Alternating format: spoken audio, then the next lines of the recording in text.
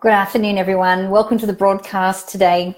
My name is Natalie Ledwell, and I do these broadcasts a couple of times a week live so I can connect with you, so I can answer questions, and so that I can share some information that hopefully will help you to facilitate a change and an improvement and make a little difference in your life.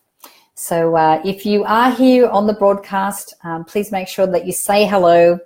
Tell me where you're from so I can give you a little bit of a cheerio and say good day and make sure that I acknowledge that you're here and you're listening and you're watching. So today I'm going to be talking about 10 positive changes that you can do to improve your life today. So here's what I know to be true. Change is consistent. If there's anything that we can actually rely on, is that things are going to change. That's just the nature of the beast. That's the world in which we live in. So if you're a little uncomfortable with change, or you try and really fight against it, then what I'm going to recommend today is 10 things that you can do so that you can actually create your own change in your life. These are small things that you can do so that you start to get comfortable with change, so that when life throws a little curveball at you, you can handle it a lot better. You feel more empowered, and change won't be such a bit of a drama for you. Okay, so hopefully this will help. So let me say a few Cheerios while I'm here. So I've got Mark Cunningham from Brisbane. Hi, how are you, Mark? Lisa McGovern from Florida. Hi, Lisa. Christy Brown from Florida. Good to see you here. Kathy Cook, of course, always good to see you here, Kathy. I think you're on nearly every one of my broadcasts, so I'm so happy to see you here again. Heather McRae from Cape Breton. I'm not sure where that is. Donna McGriff from Little Rock. I'm sure that's in Arkansas, if I remember correctly. I've got Lydia Castillo. Thank you. Just sending me some love. Love her straight back to you, Lydia. Thank you. And Susan Ralph from Melbourne. Hi, Susan. Good to see you here again as well. All right. So what we're talking about today is taking the bull by the horns and creating some changes ourselves in our life, so that we can get really comfortable when life throws changes at us. And the thing is, the more comfortable and more empowered that we can move through change in our lives, the easier it is, the more we're in flow, and the more that we can really take advantage of the changes that are coming through. Okay, so first tip I'm going to share with you today, the changes that you can make, is to be kinder. So be kinder to yourself and be kinder to others. So kindness, I think, is a virtue that we could all really adopt and make part of a daily practice. Okay, so I know that, I'm talking from personal experience. I am my own worst critic. I set myself very high standards and get very upset with myself when I don't meet those standards. And so I've learned in the last few years to be much kinder to myself. So I know that I'm showing up and I'm doing my best, and I not just do I acknowledge that, but I really take a moment to really praise myself from within for a job well done when I've done that.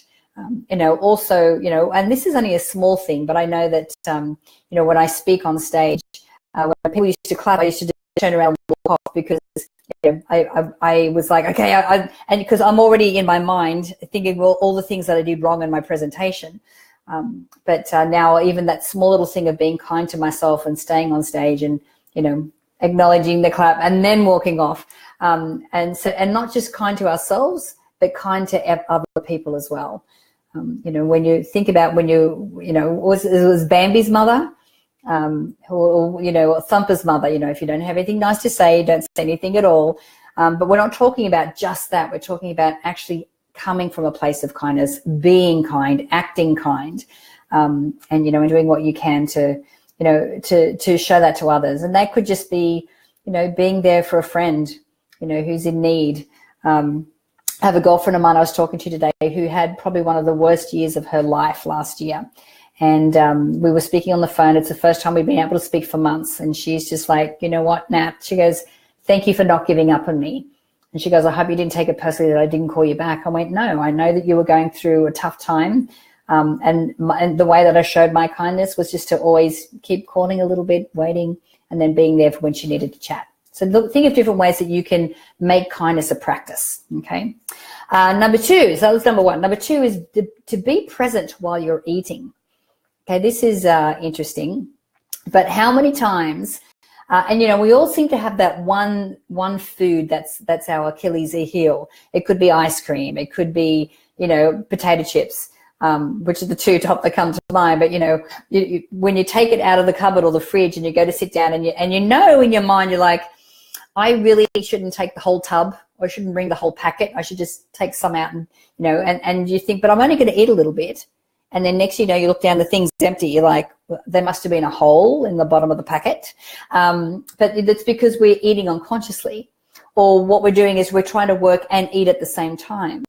But if you just take a little bit of time to make eating a mindful practice, that way you're chewing every mouthful, your digestion's better, you're in a more calm and centered energy.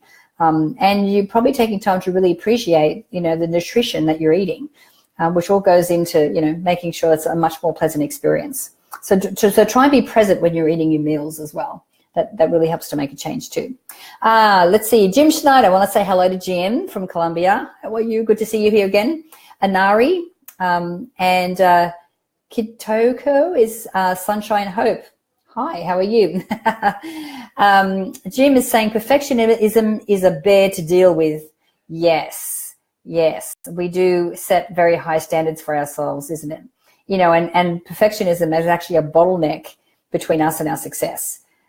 So that's something to be working on, Jim. And hopefully some of the tips I share with you today will help you do that. I got Julie. Julie is from Kissimmee in Florida. Hi, Julie. Jim's weakness is tacos. Yeah, they're delicious. We had Mexican with the team today for lunch. It was fantastic. Okay, so that was number 2. So number 3 is manage your finances. This is something I can definitely work on myself.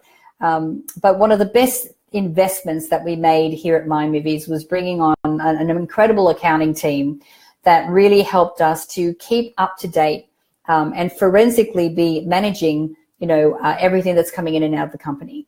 And which from doing that here with the company, I've then been able to take that through to my personal life as well. Making sure that you're managing your finances, exactly where you are, and making sure that if you're bleeding cash somewhere, that you understand where that's going, and really taking responsibility for your wealth. I know that, being single and in my mid to late 40s, that, that was something that I really had to step into, was taking responsibility for my wealth. And what that did was help me to change my spending habits, so that I knew exactly what I was doing and that I wasn't flying blind and I wasn't spending irresponsibly. And it's really made a world of difference. So I highly recommend managing your finances. And if you, like me, a little challenged with numbers, I'm good at words, numbers not so much, then I actually outsource and delegate to someone who's really good at that to be able to help me manage that and help me understand it as well. Okay, so that's number 3, manage your finances. Number 4 is declutter your life. So I normally work from home. I'm actually in San Diego in the office at the moment. But for me, I can't even work well if my bed's not made, or, if I know that there's mess up in the kitchen, I have to, make sure that it's completely clear. But, once a year, I like to go through and just clean everything out, go through all the drawers, see, we sort of slowly start to accumulate things. And, and it's like most things in our life, we start to slowly take on these habits that probably aren't in our best interest. We start to take on different daily practices that maybe, aren't helping us, towards, the empowered future that we want to create. And so taking, stock, every 3 months, every 6 months, once a year, and doing a clean out, not just of the stuff that we have accumulated, but also of the habits and things that we've accumulated as well, and see if we can sort of release those, really identify what's serving us, what we need, what we don't. Anything that we don't need, donating it somewhere to people in need, and then being able to, move forward and a much clearer way. For me, it's feeling like a weight has been lifted. And I think any of you that have gone from a place like cleaning out the garage, it gets all messy in there, how awesome and cleansing it feels when it's finally all clean, It's so fantastic. Okay, so that was number 4. Let me just say, Misty Frank, hi, how are you? Good to see you here. Mark Cunningham, loving these tips. Excellent. And Nina Kaiser, how are you, Nina? Good to see you here, darling. Jim said, you totally made sure I can't invite you to my house. Okay, note to self, don't go to Jim's house. It's a bit messy. No judgment, Jim. I would never judge you on that. Okay, so we're up to number 5. Number 5 is fix something. Now, this is awesome. I actually just re-signed the lease on my apartment. And because I know I'm going to be there for another year, I just went around. I went, you know what? There's this little bookcase that I've been wanting to create because I've run out of a book shelf space because I get books all the time. So I'm like, right, I need to build that. I need to get this mirror up on the wall. You know, anything that's been small, that's been niggling and annoying you, you know, now's the time to make a plan to get it fixed. And again, you know, I'm not saying that I'm a handyman, but actually having, you know, someone to come and help or getting someone in to do that, and just make a list of all the things that need fixing, and then just, you know, going through the list and making sure you do that. Again, it's so empowering because, you know, how often do you look at something that you know you need to fix, and every time you look at it, it reminds you that it's like, oh, I need to get that done. So fix the little things around the house. It's amazing how much energy that can actually clear up for you as well. Okay, number 6, plan a road trip.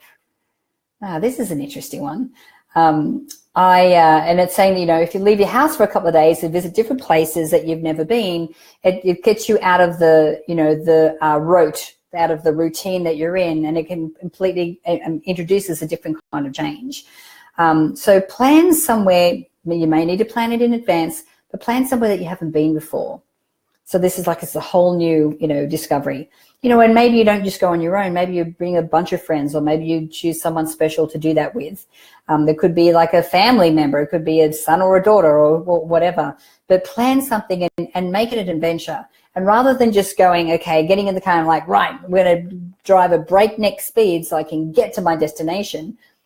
And, you know, plan the trip so that you're enjoying all the points along the destination. Because remember, that's really the metaphor for life. You know, when we can enjoy every moment on the journey, because we're always on a journey to somewhere, that's when we get to really sit in gratitude and reverence for the small moments and the things that we get to see. So plan a road trip and go somewhere new, and really, you know, make sure that you're enjoying all the moments along the way. That was number 6. Number 7 is get up 10 minutes earlier. I like this because 10 minutes earlier is not a big ask. But you know what you can do in that extra 10 minutes? And I'm telling you what you will not be doing in that extra 10 minutes is picking up your phone from your side dresser and looking at that phone. So I encourage you to get up 10 minutes earlier and not look at your phone. And use that 10 minutes to either do a little meditation or to, you know, maybe send a text don't send a text. Get up a little bit early, do a little meditation, go for a walk outside. You know, when I take Bella out, I'm going to take her for an extra 10-minute walk, just so that I can, you know, make sure I make more of that that time. And then when I get used to that, I'm going to start another 10 minutes. And this is actually a commitment I'm going to make to myself. So I send out I throw down the challenge to you as well. If it's just 10 minutes, it doesn't make that much of a difference. But what you can actually put into that 10 minutes could be what you set up, a practice that you set up for your whole day, so that you're in a really positive and amazing mood. Okay. Number 8, call your family or friends.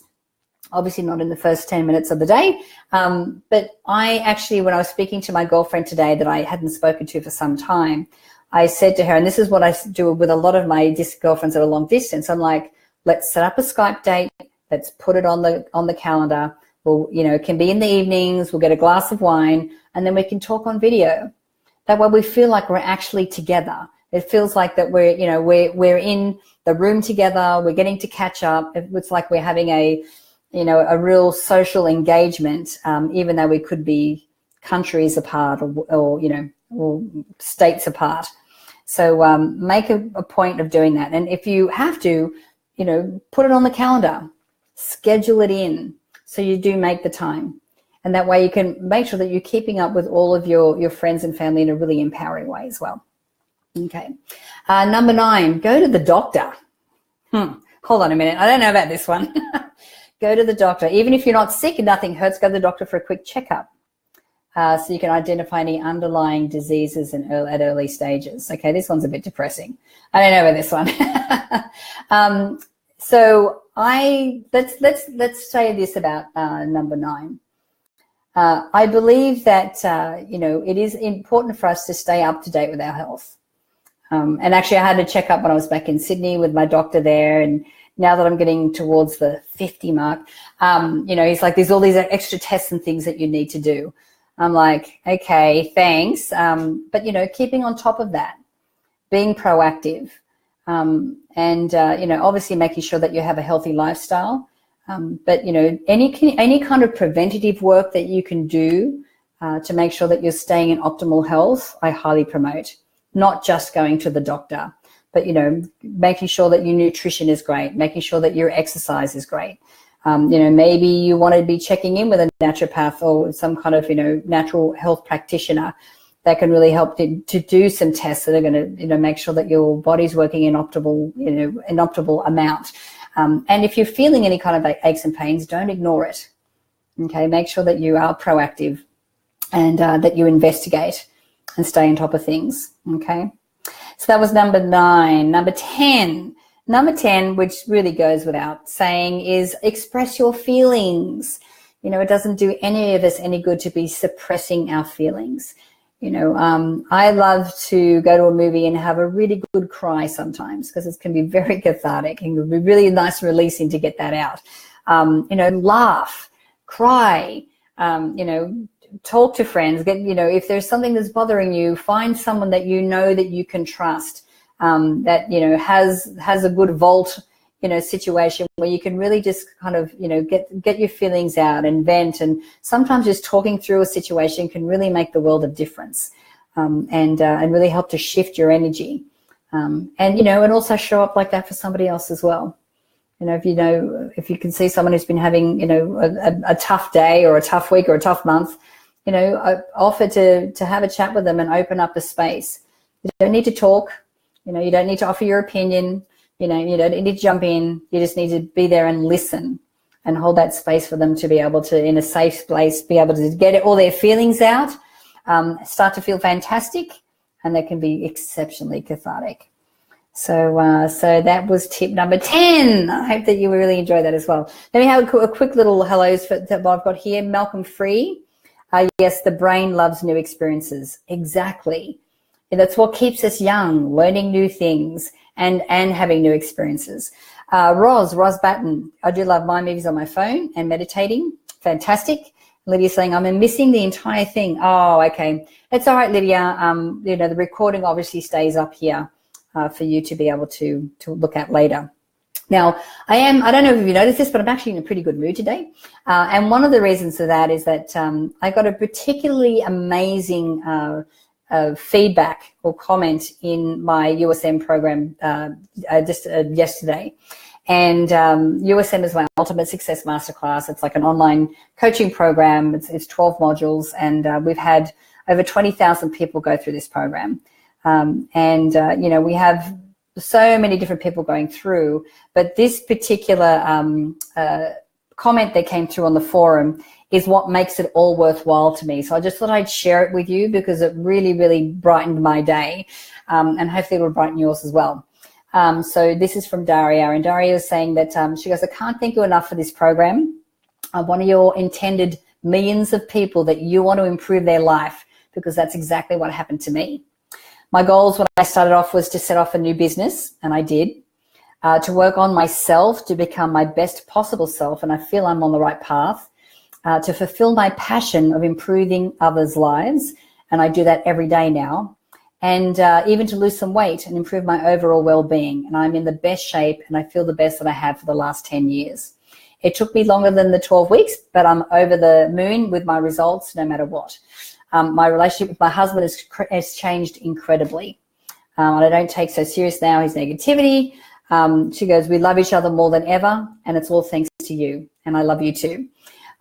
She goes, and towards the end, she just says, look, thank you for teaching me how to love and appreciate myself and everything in my life. This became my daily routine to remind myself that I am worthy of achieving whatever I decide to go for. Thank you, thank you, thank you. So I just wanted to share that because this is the reason that I do the live broadcasts, that we do the USM, that we do the programs and everything that we do here. And, you know, and Time My Movies team and community get to appreciate this as well. So I know my team are going to put a little link here. If you want to find out more about the USM program, just click on that link, and on that website it'll tell you everything that you need to know. But I encourage you that if you can to join me in the Ultimate Success Masterclass, you know, and the hundreds of people that are in there right now, who are all on a journey of self-discovery and self-improvement and self-growth. It's an amazing community, and I really invite you to join us there and really help to facilitate a massive improvement and change and create this beautiful life. You know, what you learn in USM are the tools and skills that you need to put towards any goal that you want to achieve. So I really want that for you. So guys, thank you for joining me today on the broadcast. It was an absolute pleasure being here with you. I'll be back again next week. So I hope you have a fabulous weekend, whatever you're doing. If you're watching the Super Bowl, have fun. I'm actually hosting my first Super Bowl party ever. My new man used to play football, so he's taught me all about the game. So now it's not the stop-start game anymore. Now it's I actually understand the strategy and everything behind it, so I'm looking forward to that. So guys, have a fabulous weekend. Bye for now, and I'll see you next time.